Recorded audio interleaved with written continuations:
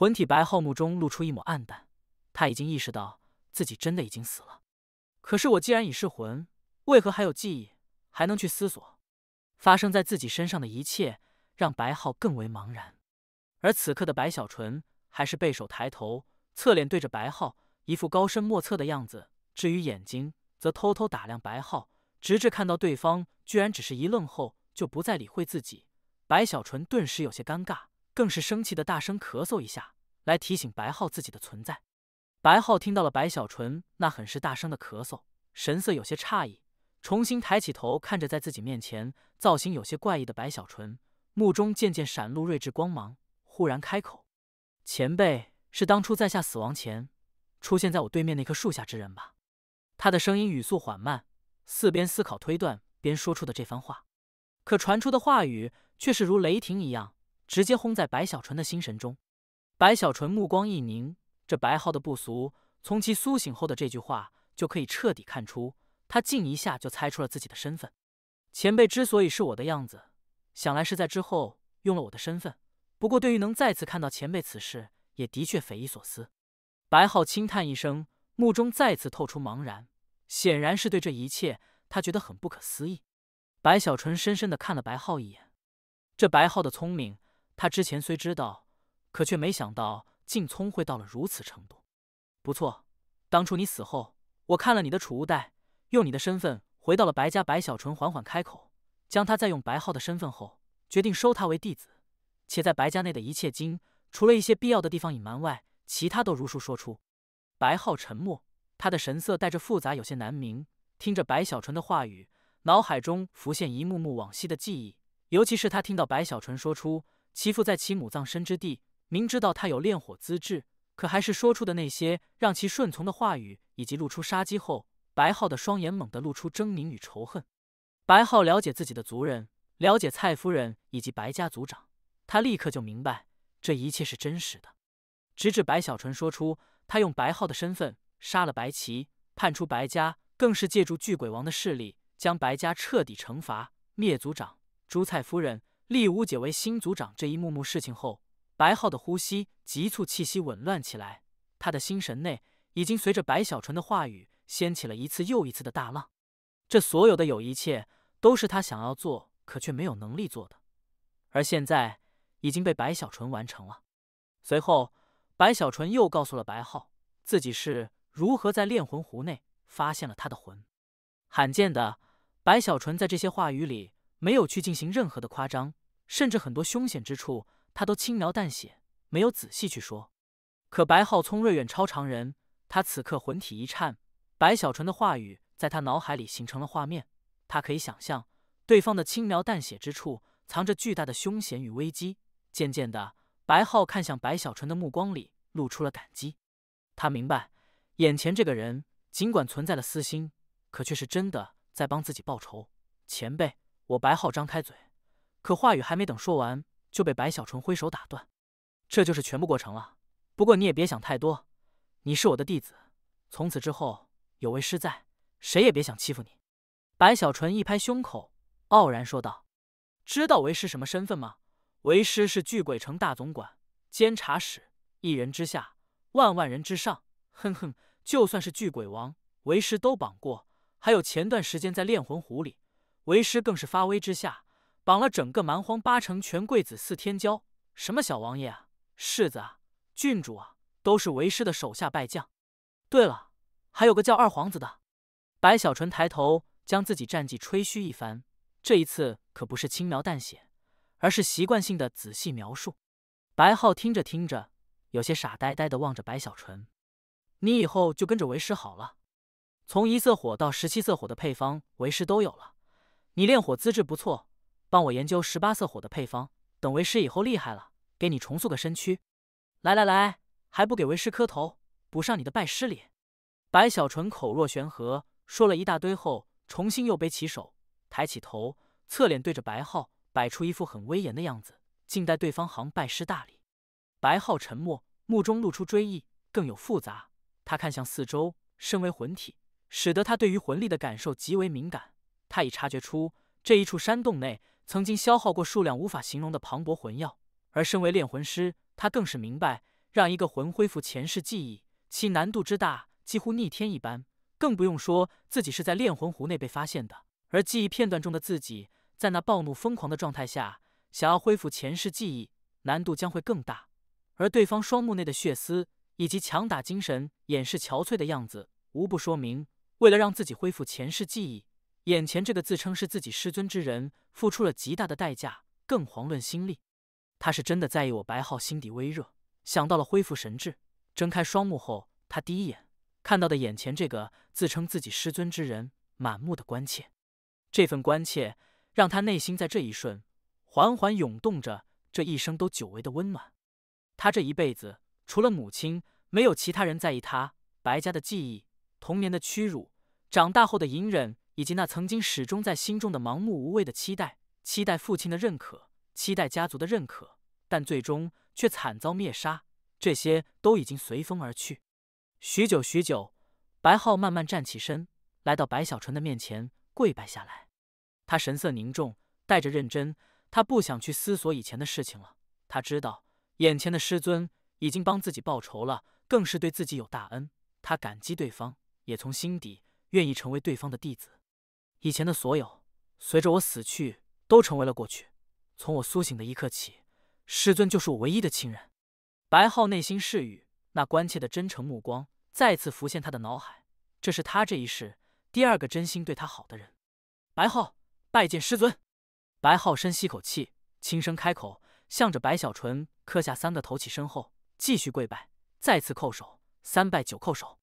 这一幕让白小纯也都动容，内心泛起更多的情绪波动，默默地接受着白浩的跪拜。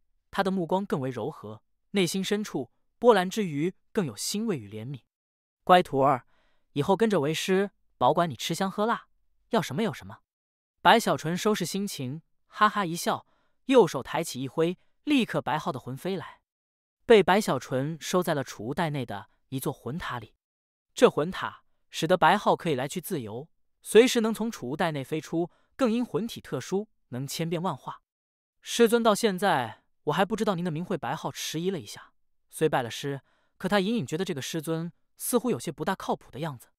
嘿嘿，记住啊，为师的名字在这蛮荒绝不可让第3人知晓，否则必定天地巨变动荡，引发蛮荒浩劫。为师叫做白小纯。白小纯趾高气扬，声音传入白浩耳中。带着白浩的魂回到了巨鬼城后，连续7天的疲惫让白小纯这里精力消耗很大，于是立刻闭关恢复。在他闭关时，白浩请示想要外出看看。他毕竟已死亡许久，如今苏醒，对于巨鬼城，对于外面的天地，有他自己的感慨，有此想法也属常情。白小纯略一沉吟，仔细叮嘱一番，也就没有服弟子白浩之意。毕竟白浩的魂体特殊，恢复前世记忆后，似能千变万化，且以他的心智，小心谨慎之下，倒也不会有什么危险。不过还是在白浩的魂中烙下了印记，这样一旦白浩遇到危险，白小纯可以立刻知晓挪移而去。做完这些，白小纯这才放心的闭关，而白浩的魂则是变化一番后离开了闭关密室。白小纯这个名字，白浩记住了，一辈子都不会忘记。只是更让他无法忘记的是，当他从密室走出后，在接下来的那几天里，他暗中从其他人口中听说的一件件事情，让他整个人都不好了。小声点，可别让那白浩听到。那白浩为人无耻，心狠手辣，连其亲爹都能杀，六亲不认啊！这算什么？我有个好友是魔牢狱卒，从他那里我听说，这白浩当初还是狱卒的时候，可是魔牢第一黑鞭。什么叫黑鞭？心都黑了的鞭手啊！魔牢内但凡被他审问过的犯人，一个个凄惨的无法形容。嘿嘿，说起白总管，那可是惊天动地一声雷。我蛮荒多少年来就出了这么一个奇葩，结丹修为就可绑了王爷。这白浩啊，不但毒辣，更是喜欢别人妻子，为了陈夫人逼死了陈家族长。听说现在陈夫人还在他府上，整日被蹂躏100遍啊，太过分了。这些都不是重点，重点是那白浩胆大妄为。前段时间他可是绑了我蛮荒8成全贵子4天骄啊，那些天骄的惨状我都看到了，无论男女，一个个都被他不知怎么折磨的都皮包骨了，太可怕了。这些话语都被白浩的魂听到，他开始还是神色古怪，到了最后整个人已经再次傻眼。对于自己这个师尊用自己的名字干下这么多大事，让他都觉得心惊肉跳。而关于白小纯之前和他说起的那些经，白浩这几天也暗中打探清楚，知道了自己这个师尊竟在结丹时就与天人打架不说，后来更是嚣张的绑架巨鬼王，偏偏之后非但没事，反而平步青云。随后抄家3大家族，其名字如今在这巨鬼城内足以让婴儿只提，这也太生猛了，难以想象啊！白浩也都叹为观止，对于自己这个师尊已经无话可说。同时他听到别人议论白小纯这个名字在明皇石碑上的事，知道蛮荒在通缉白小纯，内心一惊，沉默半晌后，他忽然明白，师尊当初告诉自己真正姓名，是对自己完全的信任了。他虽也是蛮荒之人，可死过一次后，对很多事情都看淡了。他不在意白小纯的身份，只认是他白浩3拜9叩首的师尊。当白浩魂悄然回到了白小纯闭关密室，看着眼前的师尊时，他算是服了，苦笑一番，钻入白小纯的储物袋。白小纯此刻睁开眼，看了眼储物袋，微微一笑。他既然选择把真名告诉白浩，就是因为他对白浩信任。这种信任或许有些突兀，可他的心中就是这么想的。而白浩的表现虽没明言，可白小纯已然看出，心中很是欣慰。在白浩归来后的这一天黄昏，白小纯还在恢复消耗的精力时，巨鬼城王殿内，巨鬼王坐在王椅上，正皱着眉头看着手中的玉简。这枚传音玉简是从魁皇城皇宫内传来，言辞并非犀利，只是淡淡的询问了一句关于陈曼瑶为何还没有归来的事情。可这平静的话语却是让巨鬼王这里心神震动，实在是这传出话语的人正是挟天子以令天下的大天师。巨鬼王宁可得罪其他3王，也不想去招惹这位大天师，不仅仅是因为大天师的半神境界远超他们4大天王，还有就是大天师的心智以及手段都让他忌惮无比。陈曼瑶巨鬼王深吸口气，他对这个名字有些印象，知道这是大天师的弟子之一，且此女相貌绝美，堪称绝色。只是白小纯给他的那些天骄里没有陈曼瑶这个人，此事巨鬼王一想就明白了，哭笑不得的骂了起来：小兔崽子，这8成是看上人家的美貌了呀！以他的年纪，也差不多要找个道侣了，可这陈曼瑶不能动啊！巨鬼王有些头痛，他虽忌惮大天师，可对于白小纯扣押陈曼瑶这件事，倒也没有生气，反倒有些欣赏。实际上，他与白小纯之间，随着一件件事的发生，已经打破了位尊位卑的关系，也的确如他之前难言，一旦白小纯真的帮他顺利完成夺取鬼王果的事情，他就会把白小纯当成子嗣看待。且白小纯的优秀，他是看在眼里的，甚至放眼整个蛮荒，他找不出第二个能如白小纯这般胆大妄为之辈。尤其是这些事件中透露出的白小纯的个人心思，也让老谋深算的他极为赞叹，堪称有勇有谋，更是识物，知进退，实属难得。否则的话，凭着白小纯之前绑人来坑自己之事，他巨鬼王早就翻脸了。此刻啼笑皆非的同时，巨鬼王也叹了口气，隐隐觉得白小纯这一点似乎与自己有些像。想到这里，巨鬼王心里又暗骂了几句，起身一晃，瞬间消失在了王殿内。出现时已然到了白小纯的闭关密室之外，看了眼后，巨鬼王冷哼一声，没有如曾经那样直接无视踏入进去，而是向着其内传出带着威压的声音：白浩！这声音传入密室内，正在打坐吐纳的白小纯身体一震，猛地睁开眼，还没等反应过来，密室外的巨鬼王感受到白小纯苏醒，一步直接踏入密室内，出现时在了白小纯的面前。白小纯呆了一下，看着出现在自己面前的巨鬼王，赶紧起身抱拳拜见：拜见王爷。白小纯心底有些腹诽，觉得这巨鬼王怎么总是喜欢突然袭击，这都第2次了，这么大的人了，太不懂礼貌了。不过想着对方这么急，准没好事，于是连忙开口：王爷，我前些日子修炼不慎，伤了元神，如今重伤在身，哪儿也去不了了。还有那造化丹，我已吃了9次了，没用了呀。白小纯赶紧补全上一次自己失利的地方，虽那造化丹他只吃了3次，可说起瞎话来，眼都不眨一下。陈曼瑶是不是在你手中？巨鬼王一瞪眼，对于白小纯这副神态，他很是不悦，冷哼道：巨鬼王这句话落在白小纯耳中，立刻就化作了狂雷，让白小纯心脏骤的跳动加速，内心更是咯噔一声，暗道不妙。陈曼瑶自然是在他手，可他还没想到怎么与其接触，更是担心陈曼瑶认出了自己的身份。在这纠结中，他说什么也不能交出陈曼瑶。此刻赶紧摇头，甚至还露出一副茫然的模样，傻傻的看着巨鬼王。王爷，陈曼瑶是谁啊？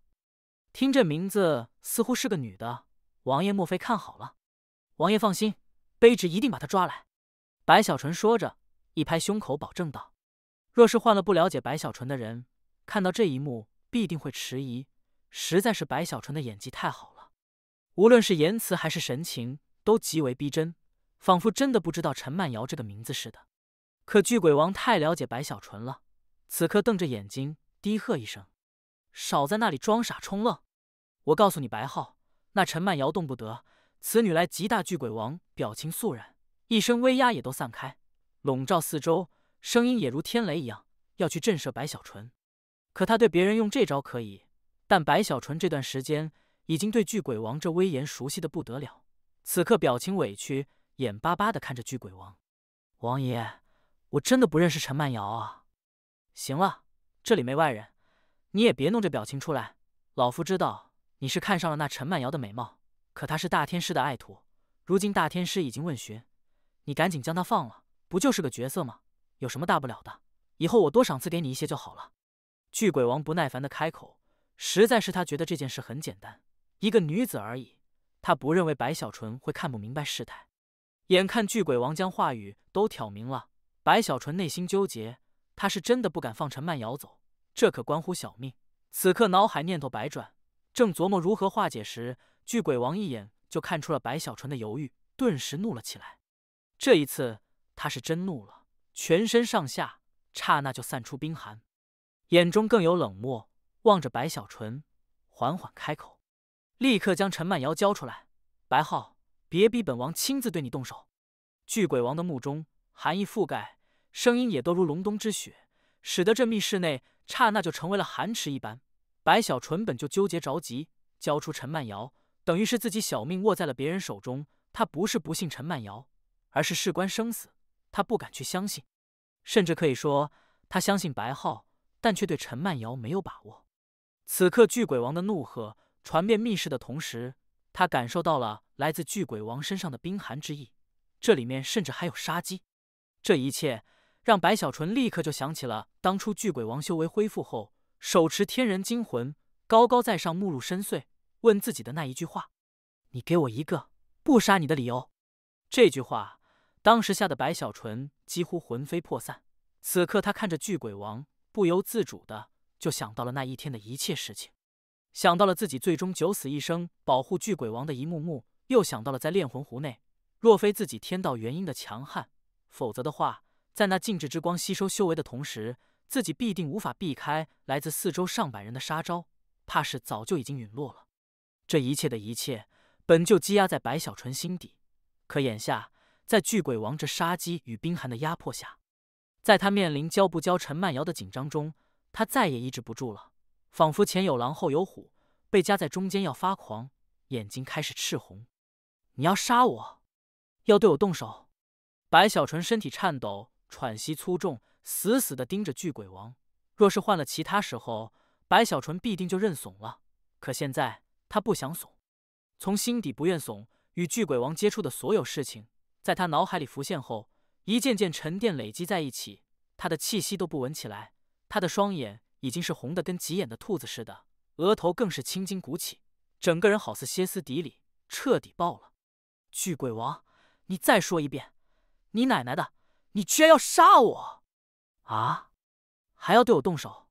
白小纯瞪着通红的双眼，怒吼起来：“巨鬼王，你的命都是我救的，当初为了救你，老子九死一生，受伤多重，而你呢，不断的试探，试探，试探，哪怕修为恢复了，还在试探，老子差点就死了，你才出手，这也罢了，你出完手，居然还要试探我，是不是我死了，你就不用试探了？”白小纯整个人发狂，声音之大，震动密室。巨鬼王也被白小纯的突然爆发给震得怔住了。他原本只是想吓唬一下，可却没想到，一向自己只要吓唬后就怂了的白皓，此刻居然反应这么大。大胆！巨鬼王也怒了，身上的威压再次爆发，怒视白小纯。大胆？我胆子不大，可今天我就偏偏要大胆一次。白小纯都要跳起来，神色凝恶，声音更大。自从我们回来后，我这个老兄弟看起来无限风光，可实际上呢，我为你做了多少事情？我去抄3大家族最好的东西给你，那灵玉雕像，我知道你要修炼，立刻给你送过去。可外人不这么看，都以为我独吞了，暗中等我出错，想要置我于死地的人多了。这焦虑，我和你说过吗？白小纯吼声震天，巨鬼王胸膛略有起伏，想要继续发怒，可却被白小纯这些话弄得哑口无言。当时白小纯此事做的让他很是受用，也的确没去想白小纯身上的压力有多大。你看好了那陈夫人，我不惜一切给你送过去。你巨鬼王要名声，我白皓小人物，黑锅我来背。现在外面都在传我白皓歹毒无比，更是病态一般，不但夺人妻子，更杀其夫。我走在城中，人们都不敢让他们的夫人被我看到，恨我的人多了。这委屈，我和你说过吗？白小纯身体哆嗦着，这不是害怕，他现在是真的豁出去了，实在是心底的怨气。随着一次又一次事情的积累，已经到了不吐不快，必须要宣泄，否则就要爆炸的程度。巨鬼王的怒火在听到了这番话后，再次熄灭了一些，升起了心虚。他承认白小纯说的有些道理，这件事他在意名声，也事后听说了全城人都在传这种污蔑的话语。还有你说你要鬼王果，那对你至关重要。我白皓明明不想去，可为了你还是去了。结果呢？哈哈，真是让我大吃一惊。我的禁制，我的信任，竟成为了自己的死亡绳索。你知道禁制散出那一刻，我修为的跌落速度多快吗？你知道那上百天骄一个个红着眼要杀我时，我内心的苦涩吗？我被自己信任的老哥哥算计，我几乎就要死在那炼魂湖中。这苦楚，我和你说过吗？白小纯越说越是愤怒，尤其是这件事情是他心中的一根刺。虽他在炼魂湖内无碍，可若非他自己天道元婴，他必死无疑。而最终得利者，只有巨鬼王。巨鬼王更是张开口，却什么也说不出来，怒意全散。此事是他最理亏的地方，此刻只能苦笑。可我还是记得你说的其他3大天王联手对付你，打算以此要挟你。所以，就算是我心里多有苦涩，再有酸楚，我还是将那些天骄一个个都抓来，想让你出气，让你能以此反击勒索一下。而你呢，却认为我不怀好意。我要真不怀好意，我杀人多好，杀了人，我麻烦大，你麻烦更大。这苦衷，我和你解释过吗？白小纯出离愤怒，声音也都带着绝望。巨鬼王迟疑，看着歇斯底里的白小纯，脑海不由得回想二人接触的一幕幕。巨鬼王，你说这些年我白皓向你要过什么？我哪件事对不起你？你不要说魔老，那件事我已用命去偿还，难道还不够吗？白小纯大吼一声，悲愤更浓。现在就连那些小小家族的族长都3妻4妾的，我不过就是想要这个小妞而已，多大点事啊，就一个妹子罢了。而你居然要对我动手，还对我起了杀计。白小纯语气中的悲苦，就算是巨鬼王此刻也都觉得这件事情似乎真的是自己做的过了。白小纯此刻发泄完后，回过神来，瞬间就出了一身冷汗。此时他内心的紧张忐忑与惴惴不安成倍的涌入心神，内心更是哀嚎不止，肠子都快悔青了。完了完了，冲动了，没控制住啊！白小纯这会儿内心是有些崩溃的，可一想自己既然都已经这样了，于是狠狠一咬牙，强撑着继续摆出那么一副悲苦至极的样子。是了，你现在是王爷，你是半神，我只是个小人物，随时可以当做弃子扔掉。可悲的是我自己还傻傻的认为你是我的老哥哥。白小纯内心由自哆嗦，可此时却低沉开口。看着眼前身体颤抖的白小纯，巨鬼王有些汗颜。这些话语若是换了其他人说，他必定冷哼，可这整个天地只有一个人有资格这么说，他还偏偏无法还口，此人就是白小纯了。他仔细的想了想后，觉得事实的确是如白小纯所说，自从归来后，白小纯对自己忠心耿耿，交代他去完成的事情全部都做到，且非常听话，时而的拍马言辞，让自己也很是受用，可以说是想自己所想。而自己对他的赏赐也大都是虚的，并没有太多实质。且此人炼火资质绝佳，更是胆大心细，一个人乱一个家族，甚至敢绑自己，最终更是一人之力压下蛮荒几乎全部天骄。他的优秀，巨鬼王从未在哪一代的第二人身上看到过。就算是他女儿，修为虽高，可在手段与心智这方面也都不如很多。这种人物可以想象，只要不陨落夭折，日后必定一飞冲天，达到一个惊人的程度。而自己与他又千丝万缕般，早就难以割断。巨鬼王叹了口气，看着白小纯，好言相劝一番。浩儿，在我心里，早已把你当成半个儿子去看待了。巨鬼王，我只想问你，我们回来后，我要过什么？白小纯苦涩喃喃，心中却是松了口气，知道自己这一关算是熬过去了。巨鬼城沉默，确实，白小纯没有开口指定要些什么。眼下，他也只不过是要个女子而已，若不去考虑陈曼瑶的背景，也的确不是什么过分的事情。可偏偏这陈曼瑶是大天师的弟子，大天师问询，他巨鬼王不能不理会，此刻也不由得纠结起来。半晌之后，他忽然目光一凝，似有了决断，看着白小纯，越看越觉得自己的想法似乎是个好主意。这白浩如此优秀也罢。巨鬼王内心思忖，目露奇芒，随后长叹一声，忽然开口：“浩儿，老夫的确没给过你什么，不过老夫有个女儿，论修为超出陈曼瑶，论相貌比陈曼瑶还要绝色10倍。这样，我把她许配给你啊！”白小纯有些傻眼，他实在没想到自己歇斯底里的爆发后，居然让巨鬼王说出了这么一句话：“那个你女儿，许配给我。”白小纯觉得脑袋有些晕乎乎的。巨鬼王的女儿，他提前听说过，似乎很神秘的样子，不在巨鬼城，而是从小就去了魁皇城。这样一来，以后我们就是一家人了。巨鬼王目光一闪，打量了白小纯几眼，越发觉得自己这个主意不错，尤其是白小纯这里，在他看来，跟郑苗红来清清楚楚不说，又是极为优秀，且最重要的，很符合自己的心意。这样的女婿，在他看来，除了修为弱一些，其他还算是合格的。可修为弱也是好事，可以被自己女儿压制的死死。且这白浩潜力非凡，当日一滴魂血，竟可激发出半神一击，可见其底蕴深厚。巨鬼王想到这里，思路也活络开了。那个王爷，此事不能草率啊！白小纯有些紧张，他看着巨鬼王的那张脸，脑海里把这张脸年轻一些，又换成了女性后，他就头皮一炸，觉得这模样实在太难看了。怎么，你不满意？哼，你不用去对比了。本王的女儿周子墨模样远超陈曼瑶，才情更非陈曼瑶可比。你看到就知道了。就算是老夫有心把她许配给你，可她还不一定同意。巨鬼王一瞪眼，不满地挥手又道：“赶紧放了陈曼瑶，这件事就这么定了。”白小纯内心叫苦，眼巴巴地看着巨鬼王，眼下实在是没注意了，对方都把女儿许配给自己了，若是还不放，怕是巨鬼王也都会联想其他事情。白小纯纠结中长叹一声，暗道只能赌一把了，希望陈曼瑶没认出自己，又或者念在曾经不会出卖自己。想到这里，白小纯狠狠一咬牙，从储物袋内将昏迷的陈曼瑶取出，放在了一旁。巨鬼王立刻目光看了过去，陈曼瑶的美貌，他之前听说过，眼下也是第一次看到，此刻神色古怪，似更明白了白小纯为何坚持不放。倒也的确是个美人。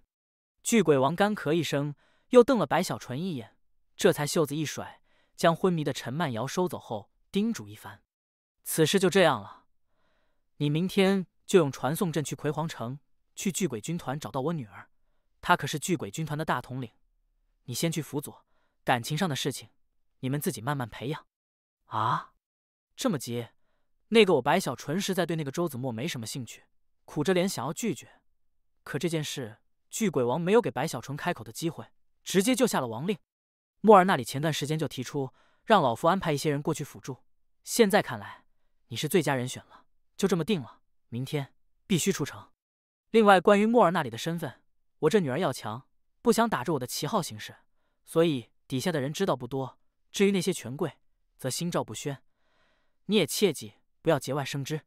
巨鬼王说完，转身一晃，消失在了密室内。眼看巨鬼王走了，白小纯愁眉苦脸。对于那个陌生的大统领周子墨，他不想娶，琢磨着自己还万夫长呢。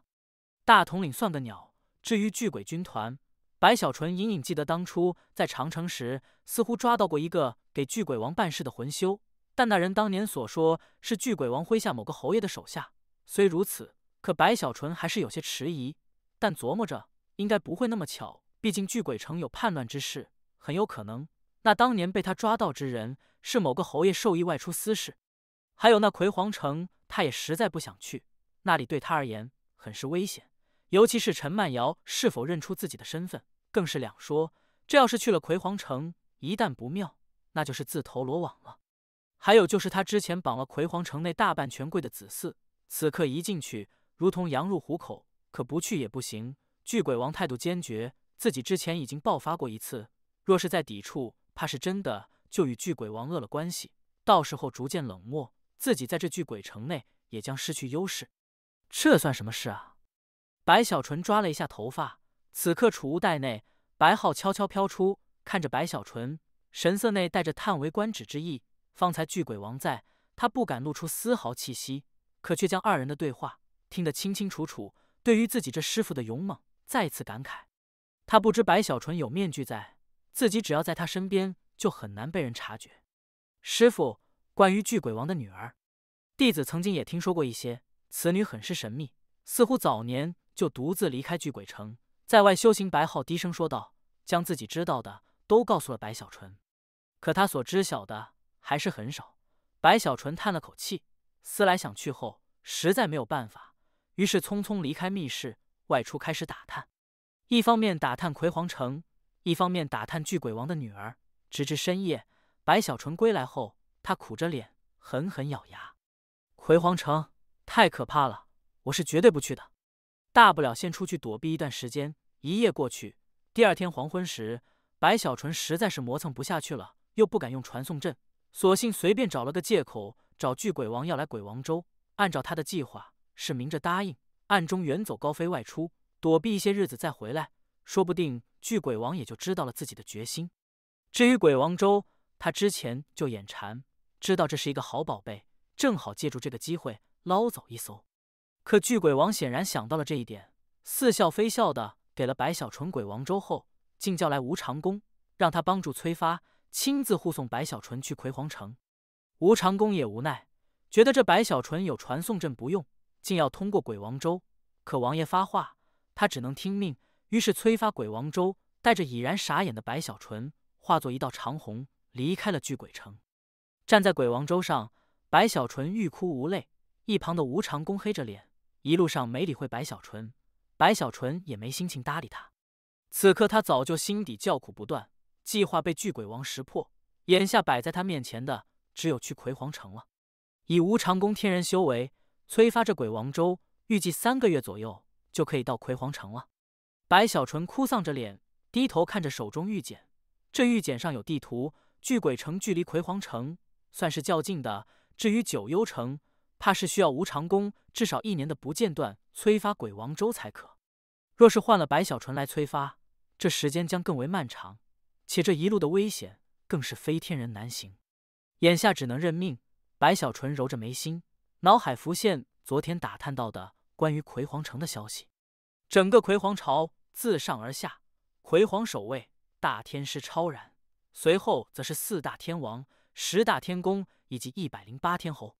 其中每一位天王，其城内都有天后10位，至于天宫却没有。如吴长恭等人，只能算是地宫，在地位上虽超天后，可却与天宫差距不小。10大天宫代表的是这蛮荒内10个最强的天人大圆满，他们10人就是魁皇城的底蕴之一。至于68天后，同样如此，也居住在魁皇城中。而整个魁皇城是蛮荒内最大的城池，更是分为上下。在魁皇城的上方存在了一座天空城，也就是皇宫。皇宫存在了4处天门，镇守4方，被下城万万子民仰望。自从大天师挟天子之后，4大天王轻易不来魁皇城，可在大天师的命令下，他们的军团却必须要在魁皇城4周驻扎听命。其中在葵黄城西侧的军团便是巨鬼军团，而这个军团的统领就是巨鬼王所说的其女儿周子墨。关于周子墨，白小纯在巨鬼城内没有打听到太多消息，只是知道此女似乎与巨鬼王脾气不合，很早之前就离开巨鬼城，外出独自修行。至于其成为大统领后与巨鬼王的关系，也的确是很多底层都不知晓。这周子墨明显性格叛逆，哼哼，这种黄毛丫头又怎么懂得领军？我堂堂万夫长，这一次就去带她领军好了。白小纯叹了口气，很是苦恼无奈。至于更多的消息，白小纯时间太少，也就没有打探得到。眼前的吴长恭虽知晓一些，可却对此番白小纯的出行，却让他来做苦力很是不满。任凭白小纯如何问询，他都闭目不语，只催发鬼王州加速疾驰。巨鬼城距离葵黄城相对来说并非很远，可就算是这样，吴长恭也依旧是全力加持鬼王州数月之久，才渐渐临近这葵黄城的范围。这还是天人之力，若是换了白小纯自己的话，他灵力消耗就是个大问题。就算是用魂药代替，这时间也将会多出太久太久。而这还不是重点，重点是这一路上，仅仅是白小纯察觉到的危险就有数十处之多。无论是生活在蛮荒中的异兽，还有那充满了死亡气息的魂巢，都让白小纯心惊不已。魂巢还好说，可那异兽让他多次吸气心惊。这一路，他看到了一棵枯树，此树足有万丈之高，虽看似枯死，可实际上却能移动，吞噬所有进入其领域内的存在。还有一头如河马般的巨兽，远远一望如同小山，正在沉睡，可其呼噜声却如天雷，影响苍穹，使得其千里范围虚无扭曲。更是遇到了一群腐烂的凶禽，追击鬼王州数日，这才不甘心的散去。种种异兽让白小纯看得心头狂颤，甚至他还看到了一大片云兽，有那么几次，就算是吴长恭也都色变，全力以赴才勉强避开。还有一次，白小纯看到下方大地竟是白色，那不是雪，仔细一看，竟是仿佛无边无际的白骨之海，且正在移动。从这白骨海上散出的威压，让吴长恭面色也都苍白，用了某种禁忌般的手段，使得鬼王州气息消失，在苍穹上耗费了数日，直至那片白骨海消失无影，这才急速逃走。随着地貌的不同，随着罡风的吹来，这一路的经，白小纯深刻的意识到，想要在蛮荒长距离的跨越，若没有传送阵的话，对于修为的要求必须要天人才可。而吴长恭的面色随着一路的凶险更为难看，他心中极为不满，就因为巨鬼王一句话，就因为这该死的白号没用传送阵，结果连累着自己堂堂天人去护送他一路。就算是这白号王恩浩荡，可吴长恭依旧内心郁闷，可却没处发泄，只能在这一路直接无视了白小纯。白小纯也知道自己这一次算是牵连了吴长恭，一路上多次主动缓和关系，虽作用不大，可以让吴长恭这里心中好过了一些。终于在这一天，鬼王州于苍穹画出一道长虹，呼啸而去时，白小纯站在鬼王州上，看到了远处的一座惊天动地、远非巨鬼城能比拟的惊世雄城。此城足有数十个巨鬼城大小，屹立在远处的平原上，青色的城墙散发出让人心颤的威压，更有无数的禁制，仿佛要锁住时空一般，将这片天地镇压，成为此城本身的气域。五行之力被牵引，雷霆闪电被压制，皆成为这座雄城的陪衬，似乎一头太古时代的绝世至尊在此栖息一般。更是在这城中，能看到无数高高耸立的青塔，这些青塔的顶端都有庞大的水晶球，这些水晶球内封印着紫色的雾气，不断的翻滚，时而化作闪电，时而化作巨眼，变化无常。如此雄城，其内的生机之多更是难以形容。距离很远，白小纯就感受到了那雄城内的气血浓郁到了极致一般。这里面得有多少人啊？白小纯心惊，目光顺着此雄城向上抬起，看到了在这城池上，苍穹中漂浮着的又一座城池。此城小了一些，可通体却是金色，散发出浩荡霸意，与四周格格不入的同时，又仿佛是能镇压整个蛮荒一般。其所在的虚无四周竟有坍塌之景，仿佛所处的时空与这天地不一样，金光闪闪，远远一看如同金色的巨大太阳。这如同战争堡垒般的金色的云中之城，正是魁皇朝的皇宫所在。其四周还存在了8座岛屿，这8座岛屿上竟都有彩虹，雾气缭绕，如同护卫一般，将中间的皇宫守护得极为严密。任何一道彩虹，白小纯看去后都觉得似乎与星空道极宗不遑多让，而星空道极宗只有1道彩虹，可这里任何一座岛屿都有1道，甚至这岛屿也仅仅是护卫皇城的一部分而已。还有无数穿着金色铠甲的魂修正在巡逻，与大地的雄城配合在一起，使得这魁皇城惊天动地。白小纯这一生见过很多城池，可就算是星空道极宗，也无法与这魁皇城比较，双方根本就不是一个层次的存在。这一幕让白小纯倒吸口气，算是开了眼界。他更是看到，在地面雄城的四周驻扎了4处军团，任何一个军团内都似乎存在了数不清的蛮荒之修。他们的旗帜高高升起，距离很远也都可以看清。他看到了一把巨大的青色战斧，那是九幽城；他看到了一面血旗，没有任何图案，那是斗圣城。